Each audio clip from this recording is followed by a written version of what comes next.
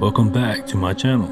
Lately we've been covering many different types of games and genres, but with Halloween approaching, I figured it was time to get back to what this channel really is, and cover more horror games, as this is what made my channel what it is. So, today, I want to look back at one of my favorite horror games of all time, as we take a look back at 2014's Outlast. And, just a heads up, that in this video, we will be taking a look at all aspects of this game, such as characters, story, and overall lore. So if you haven't played this game, just know that this video will contain spoilers for those unfamiliar with the Outlast games. With that being said, let's get into this video and talk about what made Outlast such an incredible experience. Outlast was released in 2014 for the PlayStation and Xbox, but released in 2013 on PC. Outlast is a first-person survival horror game developed by Red Barrels, a game that, at the time, somewhat reinvented the idea of survival horror by making the player completely vulnerable to your surroundings, as the game features no visible on-screen health bar and no ability to defend yourself in combat scenarios. This, however, is what makes the game absolutely terrifying, especially upon one's first playthrough. In Outlast, the player assumes the role of an investigative journalist, Miles Upshur, as he navigates a psychiatric hospital in Leadville, Colorado, that has been overrun by homicidal psychiatric patients that have completely taken over the hospital.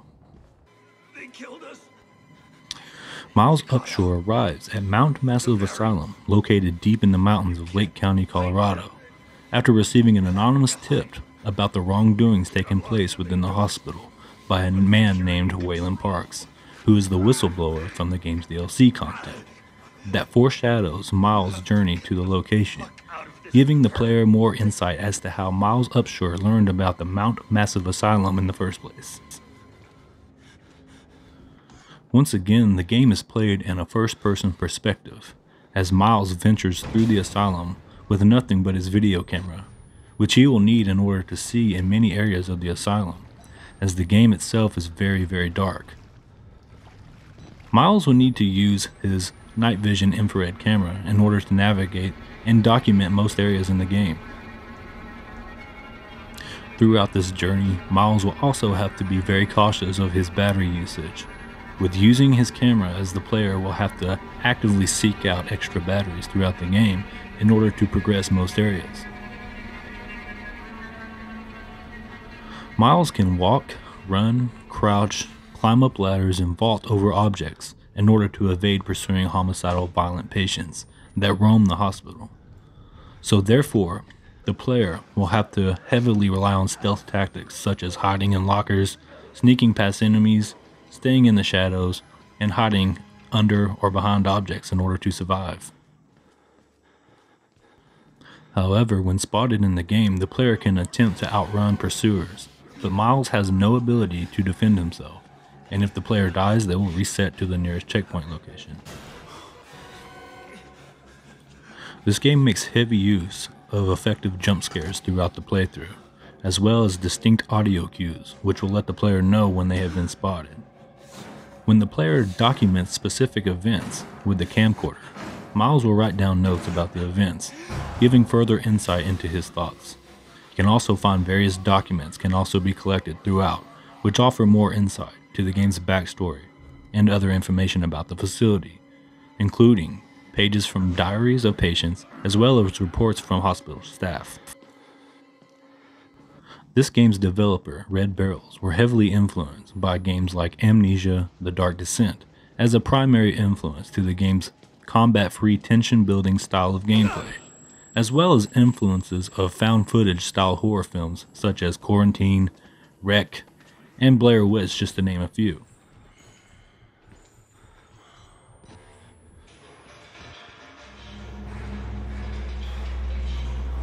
After Miles receives an anonymous email about the inhumane experiments going on within Mount Massive Asylum, he is shocked upon entering the facility and seeing its hallways littered with mutilated corpses of the hospital staff. He is quickly informed by a Murkoff military officer that deranged inmates known as variants have escaped and are freely roaming the facility. The officer implores that Miles escape as soon as possible. Throughout the game, Miles will encounter a hulking variant named Chris Walker that will stalk Miles through many areas of the asylum and occasionally ambush him. Miles will also encounter Father Martin, a self-appointed priest that suffers from schizophrenia personality disorder, who claims Miles is his apostle, and sabotages Miles' escape by shutting off the power, and later infects Miles with an anesthetic, and then shows Miles footage of the Wall Rider, which is a ghostly entity that is responsible for killing patients and personnel alike. Later in the game, Miles finds himself trapped in a decaying cell block with catatonic, demented patients. He then escapes into the sewers and into the main ward while being pursued by Chris Walker and 2 cannibalistic twin patients, only to be captured by Richard Trager, a former Murkoff executive that has gone insane. After Miles is captive by Trager, Trager then amputates 2 of Miles' fingers with a pair of bone shears, a wound that Miles will sustain for the rest of the game, and can be seen whenever his hands are visible.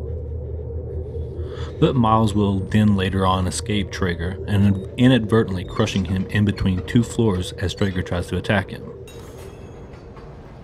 Later on in the game, Miles reaches the auditorium and learns that the Wall Rider was created by a German scientist, and that was brought to the US after Operation Paperclip. It is then learned that the scientists believed that intensive dream therapy conducted on trauma patients could connect swarms of nanites into a single malevolent being. Later in the game, Miles will find the crucified Father Martin, who gives Miles a key to the atrium elevator. Miles then takes the elevator to a subterranean laboratory, only to find an aged German doctor who confirms to Miles that the Wall Rider is a biotechnological nanite entity being controlled by a comatose Murkoff experimental patient known as Billy Hope. The doctor then orders Miles to terminate Billy's life, but upon doing so, the Wall Rider possesses Miles' body, and Miles is gunned down by Murkoff officers as he exits the facility. This is the game's main story summary, and the game offers DLC known as The Whistleblower, which offers more insight into the overall story arc. Overall, what makes Outlast so scary? Well, players trying out the game will experience not just monetary scares and shocks, but a deep feeling of unsettling inner horror. The flickering lights, jerky camera movements, and eerie music also add to the experience, and the infusion of stealth elements in the game lend to an entirely new dimension of gameplay, especially in survival horror genre. Now, that's not to say that Outlast was the first game to do this, but they sure did perfect many aspects of this style of gameplay that most would relate to what makes horror games nowadays scary, as this game influenced many other titles just as it was influenced. The Outlast series would go on to have a couple more entries in the series, as the DLC Whistleblower would release as an extension to the main story, as well as the development of Outlast 2 later in 2017. And now, as we await Outlast Trials that has been delayed in development, and is expected for late 2022 or spring 2023. What makes Outlast scary? Well, Outlast specializes in making its players suffer and feel helpless by employing a few ingenious methods. The most important method, as we mentioned, is a complete lack of combat. The player has no ability to fight. And in any other circumstance, this creates the building blocks for what is the first nagging feeling of helplessness and panic. And this is a feeling that Outlast does really good. It makes you feel this way. And it's a memorable experience just because of this. The overall feeling of helplessness and panic is bolstered by the other game mechanic in which you must hide. This game, it emerges as a glimmer of hope. The only thing is, you cannot always hide. Hiding places are limited, and you will have to traverse large distances with no options to hide if you want to progress in the game. This not only compounds the feeling of helplessness, but also makes the requirements for the player to plan, strategize their movements, even when in the throes of being scared witless. While the game has a concrete backstory, this is loosely based on the mysterious and controversial MKUltra experiments that the CIA conducted until the 1970s. The exposition element is also very different in Outlast. There are no cutscenes, no overt referencing. Instead, the player finds out about the setting and the backstory while progressing through the game via investigation. The player also controls over the degree of the investigation they would indulge in, thereby making the exposition or lack of it more interesting. The labyrinth-style passages of the asylum and the creeping and hiding create a truly unique horror experience unmatched in earlier video game offerings. To top it all off, players eventually come to realize that hiding might not always save them. A chilling twist makes Outlast the genre-defining horror video game, and that's why we are looking at it today. Outlast does one thing extremely well, and that is creating an oppressive atmosphere that ignites the player's sense of dread. The game isn't fun at times, and it almost gives the player a sense of tension that Miles would be experiencing while he is in this setting, which is genius. It makes for a quintessential horror experience. And because of this, many horror gamers hold Outlast in high regards.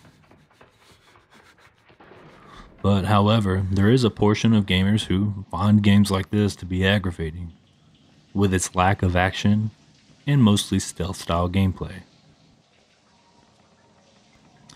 Whereas the game at points may have the player hide for several minutes depending on where your pursuers are, with many other horror titles focusing more on action-packed combat gameplay.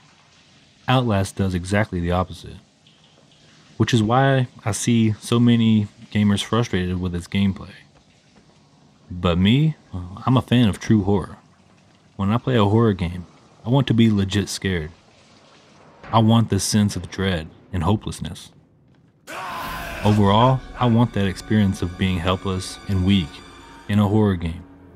It really helps create the tension for me in these games, and the original Outlast does a fantastic job of doing this, which is why I say it's one of the best horror gaming experiences one can have. Another reason why I've gone on to enjoy games like Visage and Devotion. Games that, truly, wholeheartedly intend to scare the player, instead of making the player feel like some invincible badass like the modern Resident Evils do, for example.